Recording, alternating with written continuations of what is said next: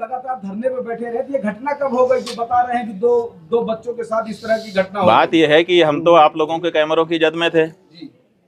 जो प्रयागराज का स्थान है, उस प्रयागराज में चप्पे चप्पे पर सीसीटीवी लगा है। आप लोग निकलवाइए मेला अधिकारी के यहाँ से कि कितने रुपए का सीसीटीवी खरीदा गया है और वो कितनी जगह पर लगाया गया है और उसकी फुटेज कहाँ है। तो उन्होंने तो चप्पे चप्पे पर लगा रखा था कि कुछ भी घटना होगी हम उसको वार रूम से देख लेंगे।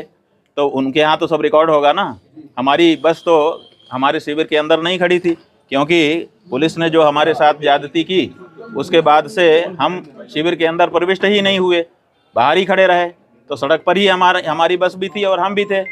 तो ऐसी परिस्थिति में वो सब सीसीटीवी की कैद में है। दूसरे दिन रात आप लोगों का कैमरा हमारे ऊपर लगा हुआ था और उसमें कहना कि हम ये सब कर रहे थे, कितनी नीचता की बात है। और ये भ्रम फैलाया जा रहा है कि गुरुकुल में ये सब हो रहा है। हमारे गुरुकुल में जब वो लड़के कभी प्रविष्ट ही नहीं हुए, पढ़े ही नहीं, उनका हमारा कोई लेना देना ही नहीं है। वो हरदोई के विद्यालय के छात्र हैं, जैसा कि उनकी मार्कशीट जो मुकदमे में लगाई गई है उससे पता चला है।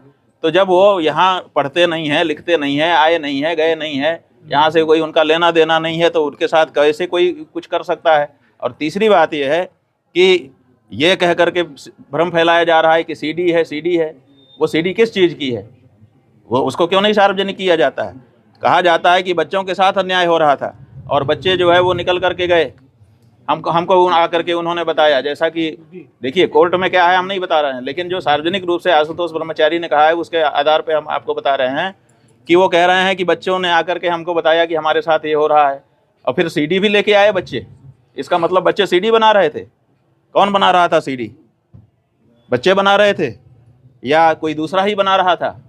तो ये सब ऐसे सवाल हैं जिनका जवाब आने वाले दिनों में पूछा जाएगा और उनको जवाब देना पड़ेगा। महाराज जी, किस एजेंसी पर आपको भरोसा है?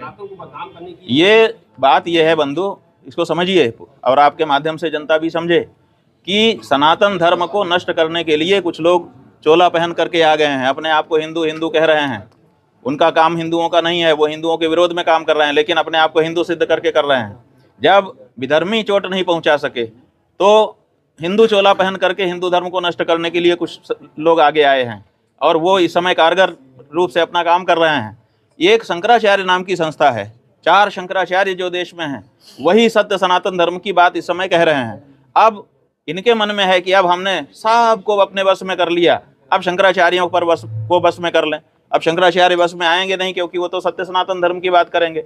तो अब उनके ऊपर प्रहार करो, तरह तरह की बात करो, ताकि उनकी मर्यादा खत्म हो और मर्यादा समाप्त होने के बाद फिर जनता से वो हट जाएं और उसके बाद हम एकाधिकार करके जो हम कहें वही धर्म हो। हम जिसको कह दें कि ये धर्म है वो धर्म हो जाए और जिसको हम कह दें कि ये अधर्म है वो अधर्म हो जाए। तो ये जो प्रक्रिया चल रही है उसी के अंतर्गत जैसे हम गौ हत्या बंदी की मांग उठा रहे हैं। अब बहुत सारे महात्मा है जो कह रहे हैं कि हम सत्ता के साथ हैं। अरे भाई, सत्ता के साथ रहो, कौन मना करता है, लेकिन जो गौ हत्या को समर्थन देने वाली सत्ता है, जिस सत्ता के समय में गौ हत्या बढ़ रही है, जिस समय गायों की संख्या घट रही है, जिस समय बीफ का निर्यात बढ़ रहा है, उस समय तो उनसे सवाल पूछो तो वो नहीं पूछ पा रहे हैं। वो कहते हैं हम इनके साथ हैं, वो ठीक हैं, उनके लिए सारी सुविधा है। और जो शंकराचार्य कह दे कि गौ हत्या बंद हो, ये गलत हो रहा है, इसको ठीक करिए, उसके ऊपर इस तरह का लांछन और प्रहार किया जाए, ये हो रहा है। स्वामी जी, एक छोटी सी ये हमारे अभिमुक्तेश्वरानंद के ऊपर प्रहार नहीं है, ये शंकराचार्य नाम की उस संस्था के ऊपर प्रहार है जिस संस्था के द्वारा सनातन धर्म आज भी सुरक्षित है। चलो।